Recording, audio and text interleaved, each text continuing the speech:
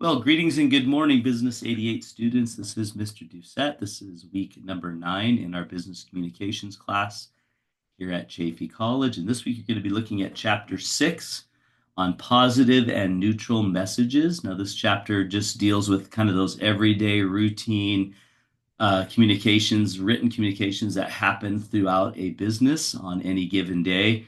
So things like requests and informational emails, things like that. So we'll be, of course, reading about this, and we'll be actually writing our first writing assignment. I know that last week you guys did the writing assignment for digital channels. So you drafted a blog, you did an instant message exchange, you did a tweet. That was all one assignment, and they're all just little pieces. This is actually going to be your first written document. So you're going to be creating a memo. And it's I actually went over this in the business writing video that I did. And I think when I held the business writing Zoom session that we only got one student. So I didn't, trying to remember where we're at in this class. I have multiple sections in different colleges, so I get a little confused. But either way, we'll look at it in a second when I go over the schedule. But uh, if you didn't watch or didn't join me in the business writing Zoom session, make sure you watch that, and I'll show you how to do that. But that'll really lay down for you kind of what I'll be looking for in these writing assignments. And I believe I might even show you some samples of the memo that you're going to be writing. So we'll take a look at that. But first thing I'm going to do here is share my screen, stop sharing my screen. And then I'm going to share my screen for with the class. Oop, hold on. Share. There we go. And now you should see our homepage in Canvas. And this is our course. And of course, we're in module number 2 right now. This is an 18-week course. So we've stretched this one out. Usually I teach it in a 14-week format. So we're going to take a little more time, but we get a chance to look a little more detailed at some of the chapters. So this week's chapter 6, as I mentioned, you're going to be there's a PowerPoint there. Make sure you review that. The PowerPoints for this class are very thorough and they have a lot of information in them. There is a video here that I did, or actually a PowerPoint presentation I did on how to format a memo. Now, there's no recording and I'm not talking, but if you just read it, you're going to be given a lot of information about how to format your memo, which is going to be your writing assignment. And then we have a quiz on chapter 6, and that's just the content of the chapter. So make sure you read it. And that goes along with the check-in assignment. So read the chapter, do the check-in assignment, do the quiz, and then here is your first writing assignment, or second writing assignment, which is the routine positive memo.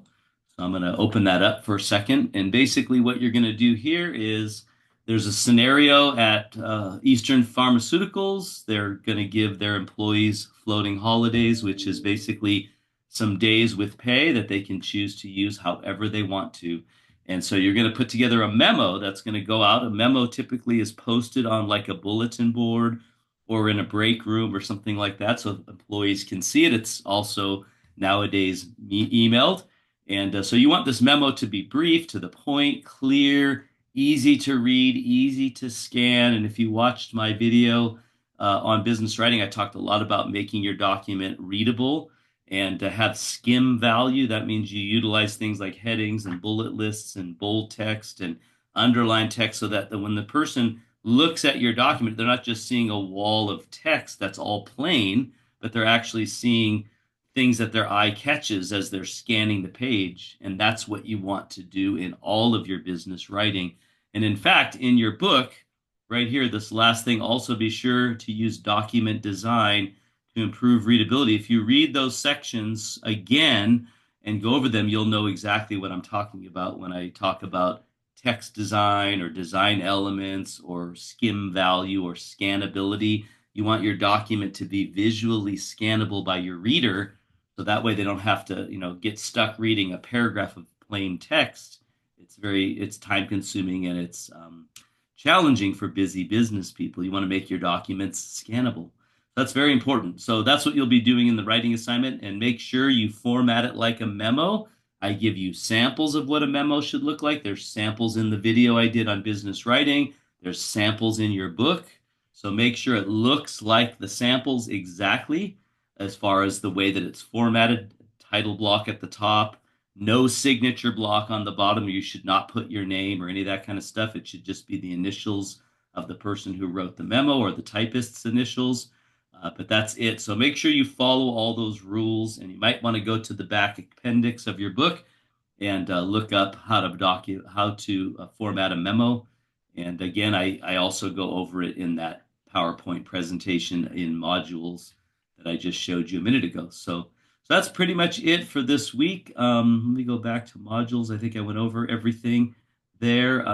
My computer's being a little slow, so I did. Here's also a video right here on how to format a memo that I did in a course. That's an awful link there. I should rename that, but I think if you click that, it'll actually bring you to a Zoom session I did on how to format a memo. So you have plenty of resources to help you. So anyway, my computer's not going to open here, so I'm going to go ahead and end this. But if you need anything, don't hesitate to reach out. If not, have a great week, and you'll all see me again on next week. And by the way, the following week, I believe, is spring break. So you actually have a couple of weeks to get all of this done.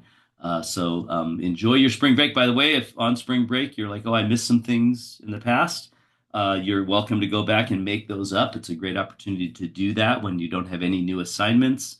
So please take advantage of that and go back and make up some of the assignments. The only ones I will not let you make up are the check-in assignments, but everything else, if you've missed them, you're able to still make up. So, all right, well, have a great week, everyone, and a great spring break, and we'll see you in a couple weeks, or you'll see me. Till then.